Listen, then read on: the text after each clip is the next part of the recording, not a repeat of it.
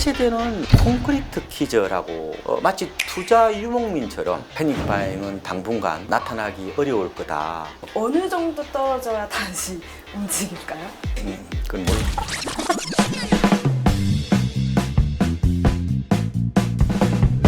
위원님 안녕하세요. 부동산인 빅데이터에 출연해 주셔서 감사합니다. 못 뵌 동안에 책을 하나 쓰셨다고 들었어요. 네, 제가 5년 동안 심혈을 기울였습니다. 세상의 주역인 MZ세대의 어떤 공간과 소비 욕망, 트렌드를 좀 고찰하고 싶었고요. 저는 코로나19가 인구 구조학적으로 보면은 상당한 변화를 낳는다 이렇게 보고 있습니다. 말하자면 베이비 부머에서 MZ세대로 교체되는 어떤 그런 기폭제가 바로 코로나19다 이런 말씀을 드리는데, MZ세대들은요 제가 오랫동안 지켜보니까 콘크리트 키즈라고 표현할 수 있습니다. 그리고 아파트와 부동산을 동일시하는 세대예요. 그래서 MZ세대는 공간을 대하는 태도 혹은 공간에 대한 친숙도가 근본적으로 다르다는 겁니다. 그래서 MZ세대는 콘크리트에서 자란 세대이기 때문에 노는 것도 콘크리트에서 놀려는 어떤 그런 경향이 나타난다는 거예요. 그래서 자연 속에서 레저를 즐기기보다는 호텔이나 모텔 같은 데서 놀려는 그런 경향이 강한데, 또 하나는 가암비라고 저는 표현을 하는데, 가암비라는 게 무슨 말씀이냐면은 안전하면은 훨씬 더 프리미엄을 지불하겠다는 거죠. 그러니까 비싸더라도 안전한 곳에 거주를 하겠다. 그게 이제 가암비 문화거든요. 그러니까 제 MZ세대들의 특징을 잘 보면은, 그러니까 아파트 아니면은 오피스텔에 들어가려는 경향이 있죠. 그러니까 리틀 아파트 혹은 꼬마 아파트로 바라보는 경향이 있단 말이에요. 그게 왜 그러느냐? 들어가면은 이제 모든 위해로부터 내 자신이 보호되는 이른바 콘크리트 캐슬식으로 이 공간을 바라보는 경향이 있기 때문에 확실히 기성세대와는 공간을 대하는 태도가 다르다. 이렇게도 말씀을 드릴 수가 있을 것 같습니다. 콘크리트 키즈, 콘크리트 세대라고 표현을 해주셨는데, 네. MZ세대 이거 말고 또 다른 특성이 또 있을 것 같아요. 저는 당군 이래에 가장 금융지능이 높은 세대다. 그만큼 부동산뿐만 아니라 여러 가지 이제 재무 지식이 굉장히 높은 세대라고 보면 되는데, 이번에 젊은 세대들이 패닉 바잉을 했잖아요. 영끌 비투를 하고 주로 아파트를 했죠. 그러면은 이 세대가 그러면 아파트에 중독된 세대인가? 아니, 부동산에 중독된 세대인가? 라고 곰곰이 생각을 해봤는데 저는 아니라고 결론을 내렸습니다. 그래서 이게 이제 뭐냐면은 투자 중독된 세대에 더 가깝다는 거예요. 이 세대들은 아파트에 한정하지 않고요, 이것저것 따지면서 마치 투자 유목민처럼 비교 우위를 통해서 투자 여부를 결정하는 투자소득, 이른바 자본소득에 대해서 부정적으로 보지 않습니다. 이거는 또 다른 노동소득이라고 생각하고요. 제 MZ세대들은 마치 아파트도 게임하듯이 하는 거예요. 이게 이제 게임 세대의 특징입니다. 그러니까 내가 만약에 아파트를 투자할 것인지 코인을 할 것인지 주식을 할 것인지 그 차이는 노블록스를 할 건지 민지를 할 건지 배틀그라운드를 할 것인지 그 차이입니다. 아파트는 기본적으로 콘크리트 블록 정도로 보고 있는 거예요. 그러니까 아파트도 결국은 거주 공간보다는 하나의 수익률 게임으로 바라보는 어떤 그런 경향이 좀 더 두드러진다, 이렇게 보시면 될 것 같습니다. MZ세대가 투자하는 방식이 좀 공격적이다 보니까 특히 2030 세대에서 영끌이나 비투 이런 좀 패닉바잉이 많이 두드러졌던 것 같아요. 근데 이런 패닉바잉이 계속 앞으로도 이어질 것으로 보시나요? 저는 패닉바잉은 당분간 나타나기 어려울 거다. 왜냐하면 그동안의 MZ세대들은 우상향에 대한 믿음이 강했습니다. 그러니까 훨씬 더 공격적으로 투자를 할 수 있었는데, 이번에 하락을 경험하면서 비테크라는 게 무섭다는 걸 아마 절감을 하게 될 겁니다. 그러면은 금리도 올라가죠. 이런 투자 환경에서 재무지능이 굉장히 높은 MZ세대가 아파트를 그렇게 열광적으로 사들이겠습니까? 아마 안 사들일 겁니다. 그래서 8월부터 지금 생애 최초 구입자에 대해서 주택담보 인정 비율 LTV를 80%로 올려주잖아요. 그런다 하더라도 집을 안 살 겁니다. 실제로 통계가 이렇게 나오잖아요. 지금 서울시 통계를 보면은 한때 주로 2030 세대들 비중이 40%를 넘었었지만 이제 20%대로 뚝 떨어졌잖아요. 그건 당분간 계속될 수밖에 없습니다. 왜 그렇게 알 수 있느냐?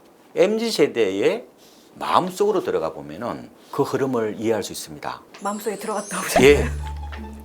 제가 5억을 빌려드리겠다.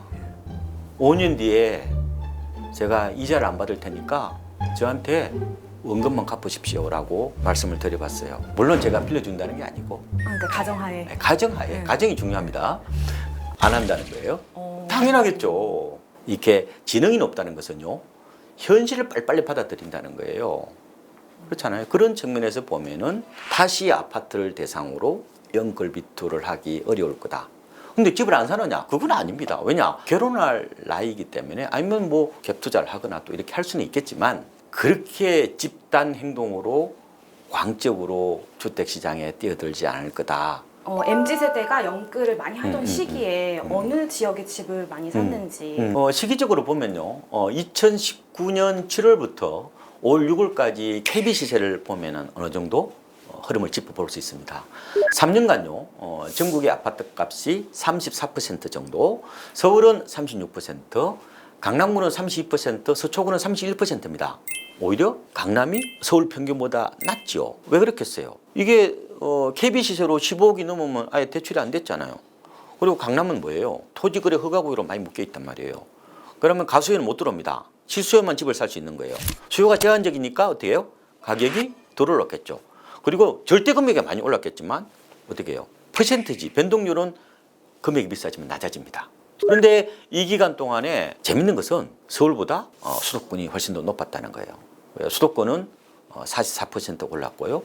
의왕 같은 데 보면요, 많이 올랐죠. 60%, 수원 59.5% 정도, 화성 이런 데도 45% 정도 올랐거든요. 세상 이치는요, 많이 오르면 많이 떨어진다. 그래서 올 들어 7월까지 아파트값 변동률을 보면요, 많이 올랐던 지역이 많이 빠진다. 그런데 실거래가 지표를 잘 보니까 이게 5월 말에 가격이 많이 빠졌더라고요. 왜 그랬을 것 같아요? 6월 1일이 보유세 과세 기준일이죠. 그러니까 주로 종부세 절세 차원에서 좀 싸게 판 매물들이 그게 시세로 잡혔다, 이렇게 보면 되고, 수도권으로 조금 더 말씀을 드리면은 지금 하락의 시발점은 수도권이죠. 그 다음에 강북이에요. 왜 이런 말씀을 드리느냐? 기본적으로요, 이번 상승기의 가장 큰 특징은 두 가지로 제가 말씀을 드리는데, 비강남의 반란, 그러니까 강북이 더 올랐다고 말씀을 드리는 거고, 또 하나는 탈서울 내 집 마련. 그러니까 MZ세대들이 서울집을 못 사니까 결국은 주로 경기 쪽으로 많이 몰려가서 집을 샀죠. 그러니까 지금 집값이 많이 오르는 곳, 그리고 많이 떨어진 곳은 바로 MZ세대의 발자취, 이 갭투자 수요, 이게 맞물려 있다는 거예요. 거기 또 뭐가 있냐면 바로 GTX에 대한 과도한 기대감도 결국은 집값을 끌어올리고 혹은 또 떨어뜨리는 이른바 변동성 쇼크의 주요한 원인이었다, 이렇게 보는 겁니다. 그래서 이제 MZ세대들이 공간에 대한 어떤 그런 생각들이요, 기성세대하고 좀 다르다는 느낌이 들었어요. 특히나요, 요새는 전부 다 모바일로 세상을 바라보잖아요. 그 모바일로 세상을 바라보면요, 공간이요 좀 좁게 느껴져요. 동탄도 송도도 이웃집 같아요. 그러다 보니까 이번에 더 탈서울 내 집 마련의 기폭제가 되었다. 바로 스마트폰이 낳은 공간의 압축 현상. 이것도 결국은 갭 투자 열풍으로 이어진 게 아닌가. 저는 이렇게도 분석을 해보고 있습니다. 저희 KB 부동산도 그 중에 네. 하나인가요? KB부동산도 워낙 앱이 이제 잘 돼 있잖아요. 제가 많이 보는 거는 세금 계산을 잘 봅니다. MZ세대가 너무 활용을 잘 하고 있는 것 같아요. 예, 그런 요새 부동산 그렇습니다. 플랫폼들을. 예. 네. 과거와는 확실히 네. 다르죠. 네. 제가 개인적으로 궁금한 건 네, 이제 MZ세대가 이렇게 학습을 했잖아요. 네. 그래서 연끌하지 않을 것이다, 네, 당분간은. 네. 근데 만약에 아파트 값이 떨어지면 그때 또 다시 갔어요. 살 수도 있다고 네, 하셨잖아요. 네. 어느 정도 떨어져야 다시 움직일까요? 그건 개인적인 거죠? 네. 그건 몰라. 그렇지만 이번에 이제 다시 사게 되면은 약간 투자 목적보다는 거주 목적으로 좀 접근할 가능성이 있지 않느냐. 그러니까 제 생각에는 아파트보다 또 다른 어떤 메리트 있는 상품이 나타난다면은 아파트 패닉 바잉처럼 또 다른 어떤 투자 열풍이 나타날 거라고 보인다. 그러니까 이런 세대의 특징을 잘 이해하고 공감한다면은 성공적인 부동산 설계도 가능하지 않을까.